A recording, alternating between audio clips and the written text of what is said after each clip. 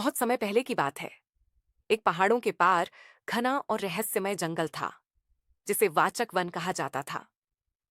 ये जंगल औरों से बिल्कुल अलग था, क्योंकि यहाँ पेड़ बोलते थे। जी हाँ, वहां के हर पेड़ में जान थी। वे बातें करते थे, गीत गाते थे। इस जंगल की एक खास बात और थी। यहाँ की रानी एक बुद्धिमान और साहसी हिरनी थी, जिसका नाम था रानी सुरभि। और इसी जंगल के पास एक छोटा सा गांव था, जहां एक सीधा सादा और मासूम लड़का रहता था, भोला। भोला को बचपन से ही कहानियां सुनने और जानवरों से बातें करने का बहुत शौक था। वह अक्सर जंगल की सीमा तक जाता और पेड़ों को निहारता रहता। गांव के बुजुर्ग कहते थे, बेटा, वो जंगल जादुई है। अगर वो तुझे अपना मान ले, तो वहां के पेड़ तुझसे बात करेंगे। भोला को यह बात अजीब लगती, पर उसका मन करता था कि वह एक बार जंगल के अंदर जाकर देखे कि क्या पेड़ सचमुच बोलते हैं। एक दिन वह चुपके से जंगल में घुस गया। जैसे ही भोला जंगल में कुछ दूर गया, एक पुराने बरगद के पेड़ ने धीमी आवाज में कहा, अरे ओ बालक, कहाँ चले आ रहे हो? क्या आपने मुझसे बात की? हाँ, मैं ही हूँ। मैं इस जंगल का सबसे बूढ़ा पेड़ हूँ। क्या तुम दोस्ती करोगे मुझसे? जैसे जैसे भोला आगे बढ़ा, कई पेड़ उससे बात करने लगे। वह उनके सवालों का मासूमियत से जवाब देता। तभी अचानक कुछ झाड़ियों से एक तेज आवाज आई और एक सुंदर चमकदार हिरनी सामने आई। ये थी रानी सुरभि। तुम इंसान हो और हमारे जंगल में आए हो, किस इजाजत से? रानी ने पूछा। मुझे पेड़ों से बात करनी थी। मुझे उनसे कहानियां सुननी थीं।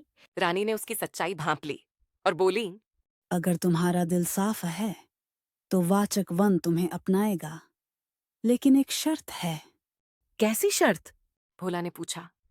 तुम्हें इस जंगल की सेवा करनी होगी, इसे नुकसान से बचाना होगा और कभी कोई स्वार्थ नहीं रखना होगा। भोला ने वादा किया। कुछ हफ्तों बाद वाचक वन में हलचल मच गई। बाहर की एक लकड़ी व्यापारी कंपनी ने जंगल को काटने की योजना बना ली थी। उन्होंने सोचा कि यह जंगल बस एक आम जंगल है, पेड़ तो कहीं भी उगते हैं। लेकिन उन्हें क्या पता था कि ये पेड़ संवेदनशील और जीवित थे। पेड़ों में डर फैल गया। अगर हमें काटा गया, तो हमारा ज्ञान, हमारी कहानियां और हमारी आत्मा सब खत्म हो जाएंगे। रानी सुरभि ने तुरंत एक सभा बुलाई। सभी पेड़, जानवर और पक्षी इकट्ठा हुए। भोला भी सभा में शामिल हुआ। भोला ने कहा, अगर हम इंसानों को यह दिखा दें कि यह जंगल सामान्य नहीं है, कि यहाँ पेड़ बोलते हैं, तो शायद वे डर जाए या समझ जाए। लेकिन वे हमें सुनेंगे कैसे? इंसान तो हमें सिर्फ लकड़ी समझते हैं। भोला ने सोचा और फिर बोला। हमें खुद उनके पास जाना होगा, लेकिन उनके तरीकों से। भोला गांव वापस गया और वहां के बच्चों को इस जंगल की बात बताई। शुरू में सबने मजाक उड़ाया, पर धीरे धीरे जब कुछ बच्चों ने भी पेड़ों की आवाज सुनी, तो बात फैल गई। फिर भोला ने एक जंगल महोत्सव की योजना बनाई, जहां वाचक वन के पेड़ खुद गाएंगे, बोलेंगे और इंसानों को अपने अस्तित्व का एहसास दिलाएंगे। रानी सुरभि ने भी सहमति दी। जंगल की रानी, बोलने वाले पेड़, नाचने वाले जानवर और भोला की टोली ने मिलकर एक शाम आयोजित की। जब गांव वाले और कंपनी के अधिकारी महोत्सव में पहुंचे, तो उन्होंने जो देखा वह चकित कर देने वाला था।